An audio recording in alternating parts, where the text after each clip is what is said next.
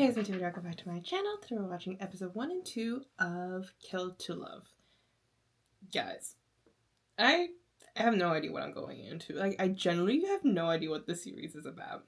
I was told about this series, and then people were like talking about it, and then I was like, I've seen a few comments asking me to watch this series, and then I was like, Revenge Love is over. You gotta pick another show. I have a few other shows lined up, but like, you guys get to choose usually what I post, because I generally don't know what, because there's so many different shows and I like generally don't know what people want to watch. So I posted it and I was like, do you want to watch Kill to Love or do you want to watch the Ping and Nut series together? And yes, the amount of people who chose this series, I'm like, whoa, is this gonna be like super exciting? This is what, like, the second historical Chinese BL, I guess, that is being released in the past year, 2 years? I forgot when Mimi at the Blossom came out, but that was like my first kind of experience with a Chinese historical BL. Now we're getting another one, and yeah, these episodes are shorter, so I'm gonna do 2 episodes per reaction video, and I was like, okay, I thought at first was like, I saw that episode 1, 2, 3, 4 came out, and I was like, oh, so like, are we good? Like, just like how like Revenge Love, or I forgot what other series, ABO Desire, it came out with 4 episodes first, and then we do like 1 episode or 2 episodes a week. No, it's 4 episodes a week. And I was looking at it like, oh, when is the series end? It ends in like 2 weeks. I'm like, oh, I'm like really behind then, I guess. So we're gonna do Sundays and Mondays. So my current goal is Mondays and Tuesday we'll do 2 episodes each, so it's 4 episodes a week on Patreon here. And then it'll be done in like a few weeks, I guess. I don't know. My goal today is to sit here and watch every episode available.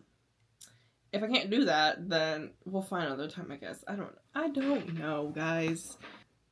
But back to Kill to Love.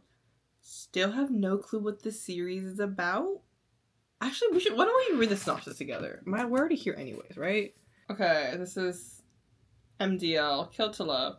While war reshaped the kingdoms and blood marks every rise to power, an assassin and a prince meets beneath a sky heavy with everything they couldn't escape. What the?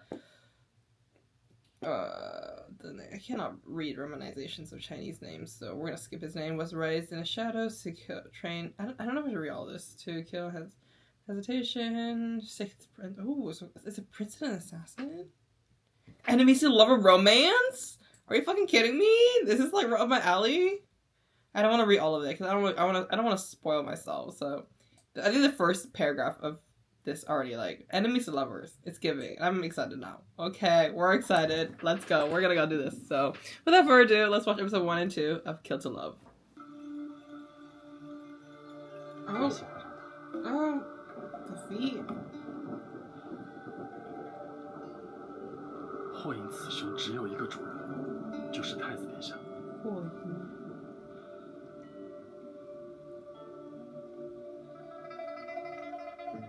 我愿放你，自然会信守承诺。快走吧。 That's a really interesting 不要再做 way 伤 of 天害 seeing 理的事。 things. Because like he's obviously like a bad person because he's being hunted down. He did something. Well, he doesn't have to be a bad person, but like I feel like they're like interlock fingers for a moment there. Ooh, the smile.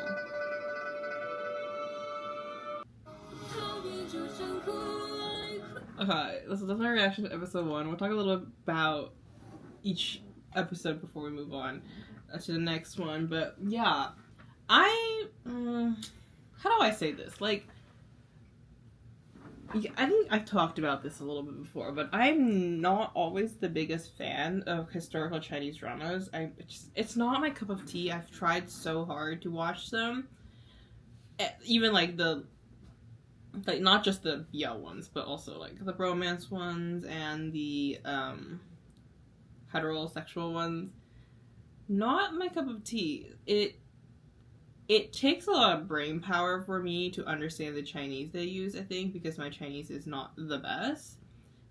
So it takes time. So like you can see I don't talk as much because I'm trying to process what they're saying. but I can see a potential for this series. But like currently, I do not see much chemistry between the actors. If I understand the CP well enough, I don't really see the chemistry yet. But we're in episode 1, so I'm gonna give it time. The story, I think, for a majority of this episode, I was confused on what I was trying to, like, what they're trying to do. But then, near the end, and when they were, like, the doctor character and Suha was talking, I kind of got it. So, like, Suha and his brother are rivals, I guess, I don't know, but at the same time, like, their family is connected to the prime minister, but the prime minister is corrupt and has been like, not hurting, but like causing trouble within the kind of the emperor and the royal family, or like, it's like just like political problems going on here. I think don't really know exactly what the political problem. I don't know. I think I'll have to rewatch this episode once more later on and get it. But like there's obviously some political issues here, and the prime minister is causing problems. Led to a big like event with a different family that Duan is from. His family caused all of them to die. He's like the last one, and he's trying to get revenge on the prime minister. And so he's been sent in to infiltrate kind of his friend, the child that he saved when they were younger, and then so you're gonna use him to get close to the prime minister, find evidence to kind of hurt him, kill him, assassinate him, something along the line of that. But Suha also is trying to kind of resolve some issues and try to take down the prime minister as well too. I don't know, but there's also like disagreements between the two princes. There's conflict, enemiesness, so there's a lot. But aside from all that kind of drama, I think that drama I can flesh out in the later episodes. I can rewatch it and we'll figure that out later. But basis of it, there's 2 couples so far.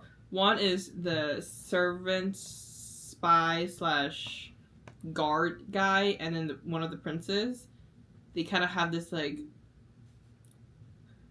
imbalanced relationship going on here, but I can see that the assistant guy is in love with the prince, but he's been sent out to do other things. I don't know, and just that relationship there. And then there's obviously the assassin and the 6th prince. They were childhood friends. I think they're gonna be using each other to achieve their goals, but obviously they're gonna fall in love, or they're already in love, or whatever it is, and that's gonna change things. I think I got the basis of it. And I think that's enough for me to continue on. So we're gonna watch episode 2 now. Let's go.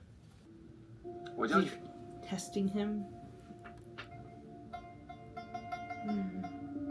Touching hands. 你我2人之间，谁是棋子，谁是执棋之人？看来还未见分晓。 They're gonna fight. Who's gonna use who? 这是公理。 Who's gonna succeed in their mission first?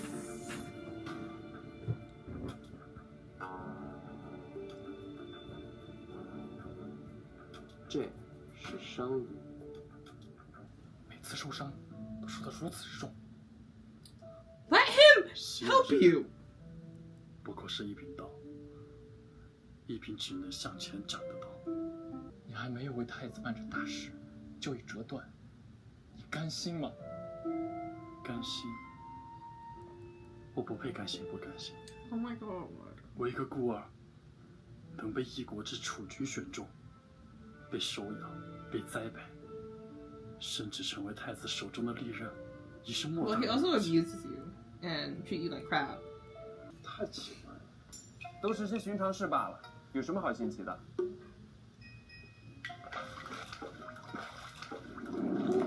Oh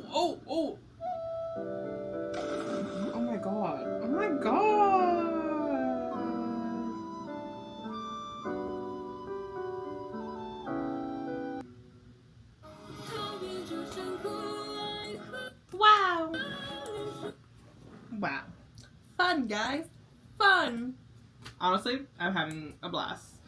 It might not look like it because I am very, very confused, but that is a part of the fun, I guess. Yeah. I think for me, this episode was very informative. We got a lot of things fleshed out, I would say. I think so. The Crown Prince is enemy number 1. Is he truly enemy number 1? We're not really sure yet.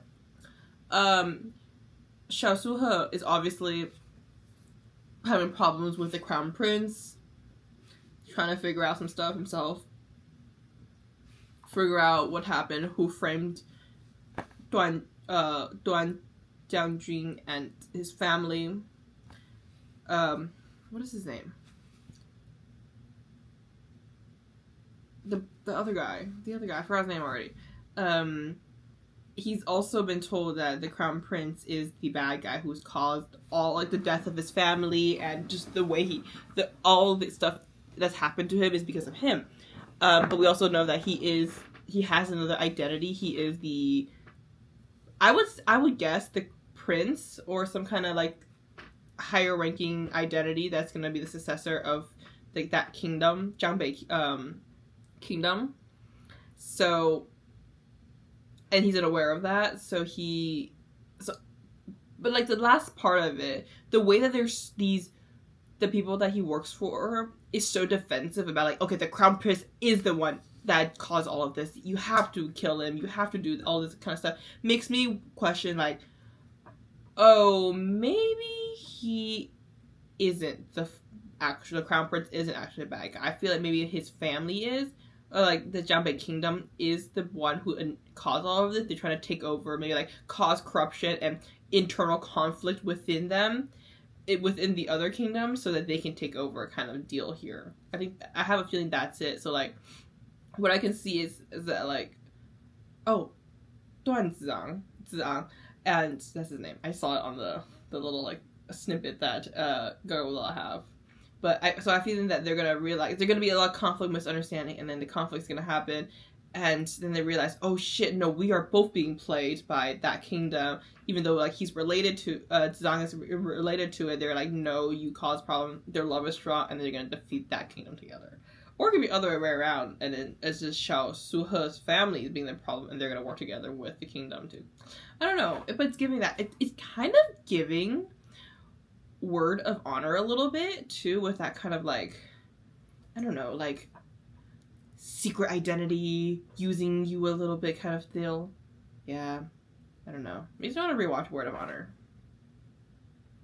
That's the only, like, historical series that I've actually watched through and enjoyed in a long time. When I was younger, when I was little, I watched a few, but, like, I don't really remember them, and that says a lot. So, yeah, I had a lot of fun watching this series. I'm debating if I should go and watch the rest, but right now, I don't know. Maybe I will. But if you see me in the same outfit, that means I watched it in the same day.